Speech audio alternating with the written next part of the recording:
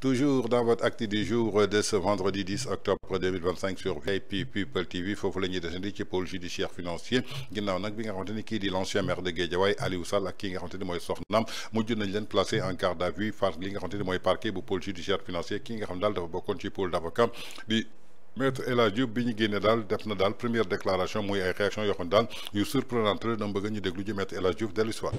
Monsieur Aliou Sall et son épouse viennent d'être placés en garde à vue par la DIC sur instruction du président du collège des juges d'instruction du pôle judiciaire financier pour blanchiment de capitaux sur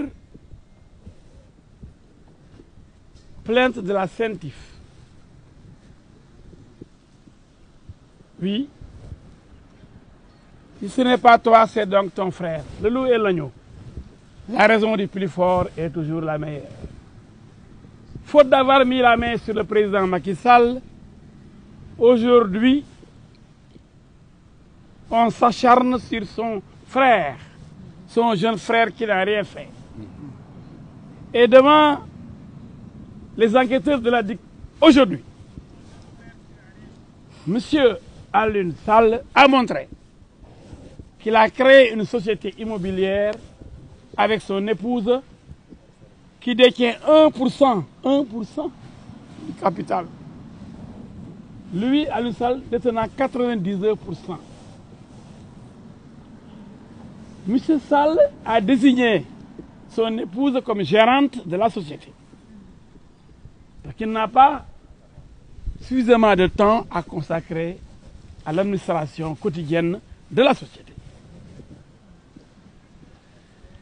La gérante aussi, son épouse, lui a fait une procuration qui lui permet de négocier, de discuter avec les partenaires de la société. En tant qu'homme d'affaires rompu à la tâche. Après l'enquête, tout est zen, clair, net, précis. M. Sall Aliou a donné toutes les preuves des transactions immobilières concernant sa société immobilière. Que reste-t-il donc? Rien. La CENTIF a vu des sommes passées par les comptes de la société de M. Sall et de Mme Sall, et la CENTIF a pensé à des virements ou des paiements irréguliers. Mais quand M. Sall et Mme montrent que tout s'est passé dans les normes, ils n'auraient pas dû quand même aujourd'hui passer la nuit à la police. Ils ont montré que toutes les opérations étaient régulières, normales et légales. Donc passer la nuit à la police, ça fait désordre. Est-ce une commande? Nous allons continuer à faire face. Nous allons mener le combat. Finalement, nous pensons sérieusement que M. le Président du Collège des juges d'instruction demain rendra la liberté à M. Sall et à son épouse. Parce qu'il n'y a rien même pour fouetter un chat. Mais il faut qu'on arrête de s'amuser avec la liberté des gens. Ce pays est une démocratie consacrée, une démocratie respectée, la vitrine de la démocratie en Afrique. Mais elle est en train de craqueler, cette démocratie. Il faudrait bien qu'on fasse attention. On ne s'amuse pas avec la liberté. On dit très souvent chez nous qu'on préfère laisser partir des délinquants que d'arrêter des innocents. M. Sall a fait l'objet d'attaques sur le pétrole. Les gens ont pensé que c'était l'affaire Petrotim. Cela a alimenté les débats toute la journée. C'est faux, c'est de la manipulation. Parce que des gens ont menti sur le compte de M. Sall.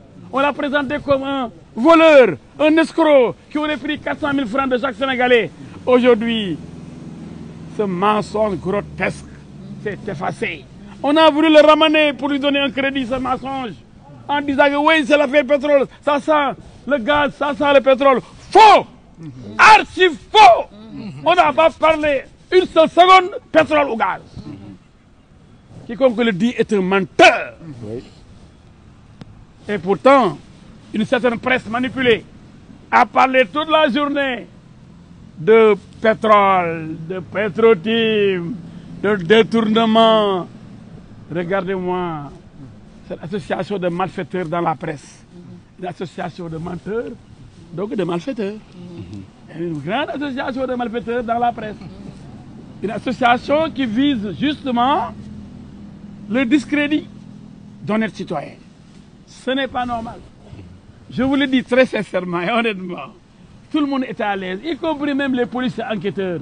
Rien ne peut être reproché au couple Sall, Aliou Sall et son épouse. Ça, c'est moi qui vous le dis.